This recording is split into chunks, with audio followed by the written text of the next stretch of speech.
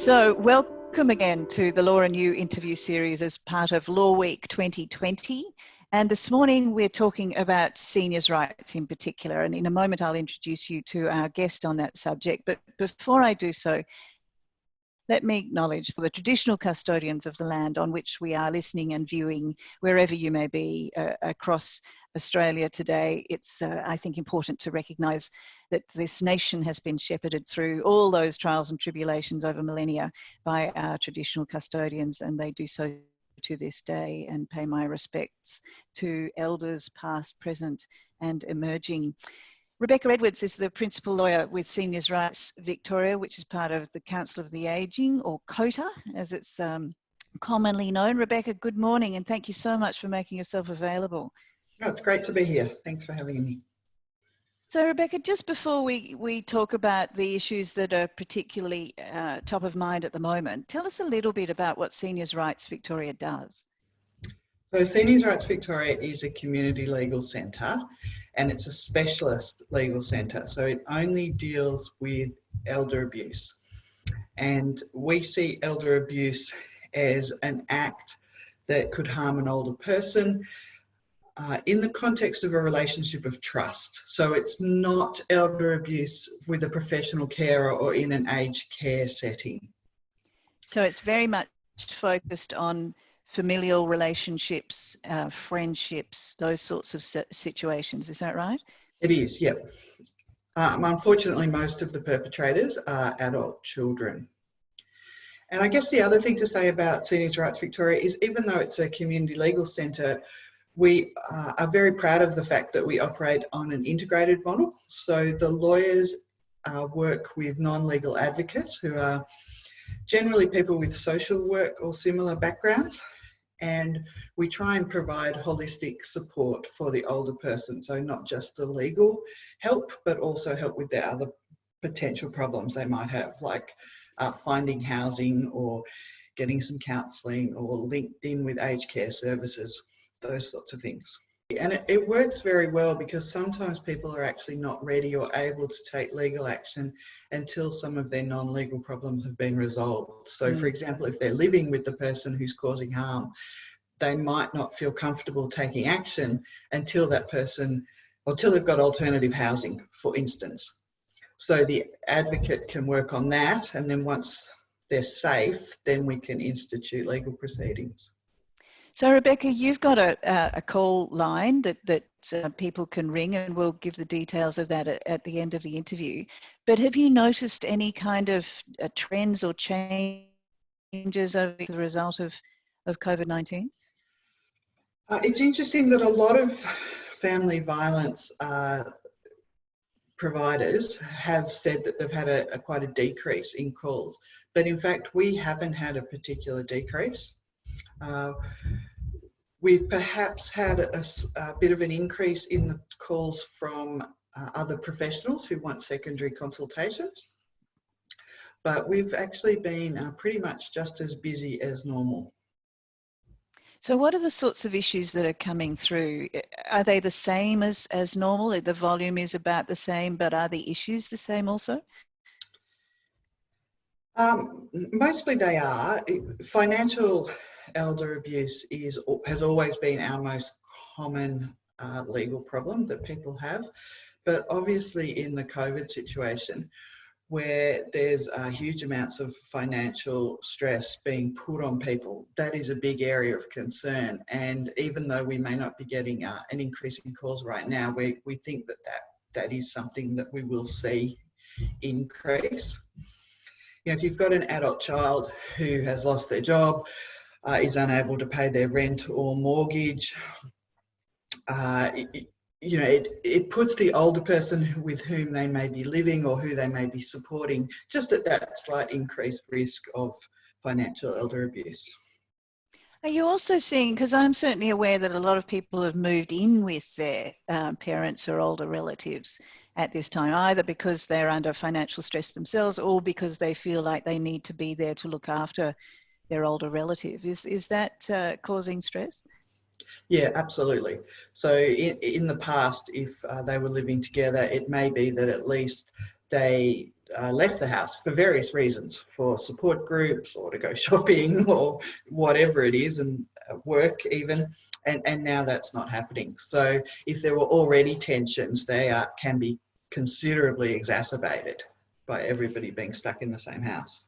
Yes, absolutely. And we're, as you say, sort of hearing some interesting data from the sort of family violence world about, you know, whether or not the numbers are increasing and whether or not we will see a big surge in reports after the fact.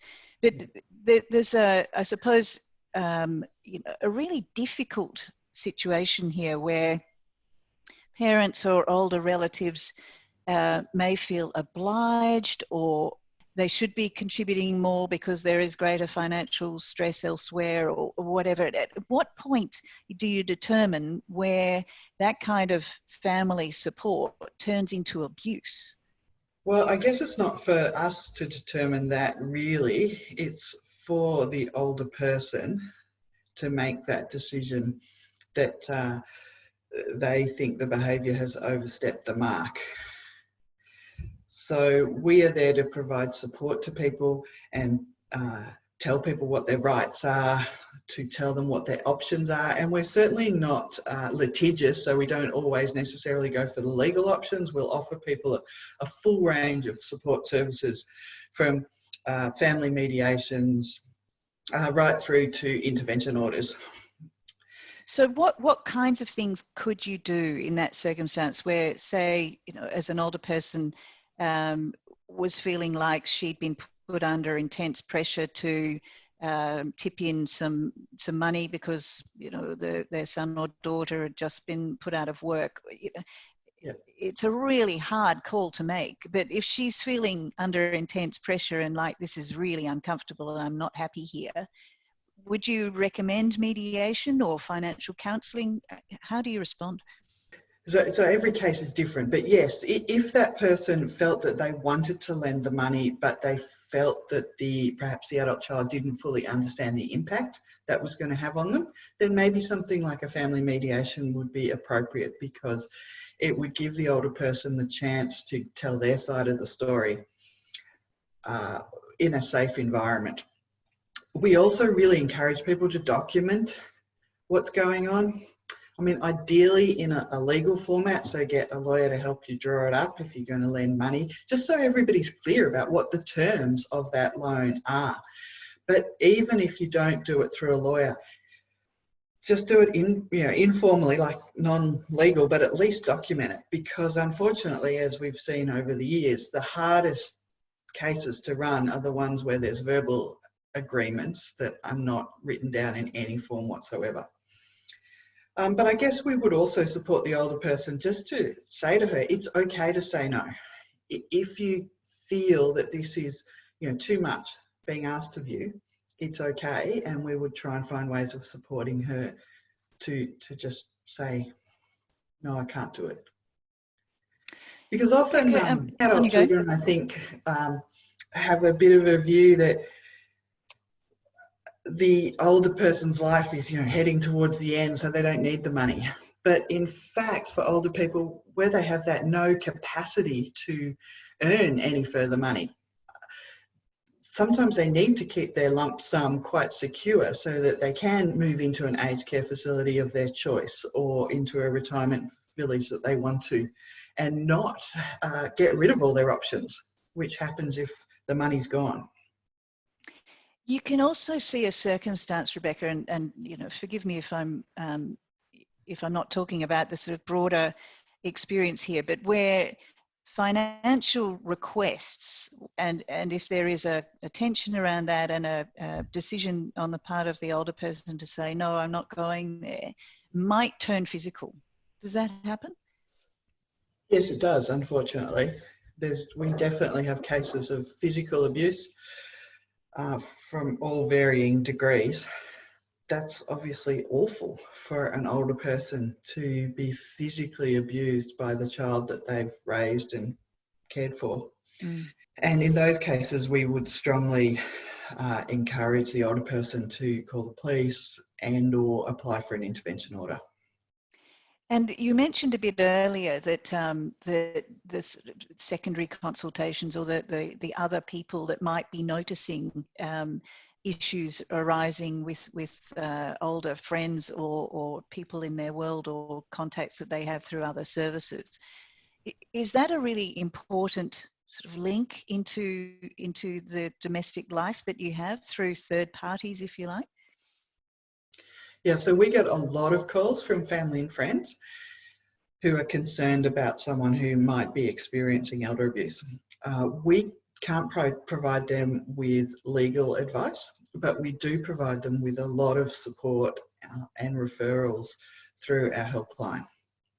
So if you were concerned, for example, about a neighbour who you think that's not looking good, you could still call? Absolutely, and we encourage people to do so.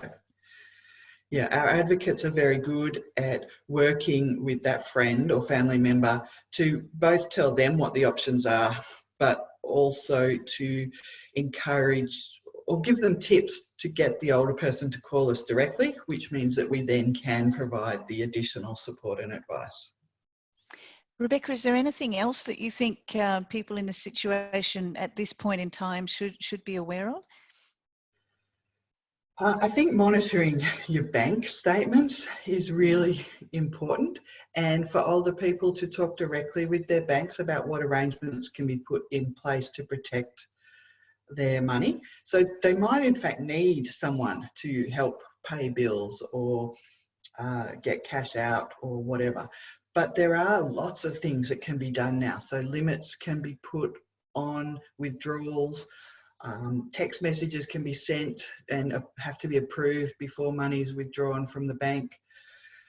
And just looking at your statements, unfortunately, some people don't look for months and months and months, and then they discover that a huge amount of money's gone. But it's better if you can pick it up early, because then we can put blockers in place, I guess.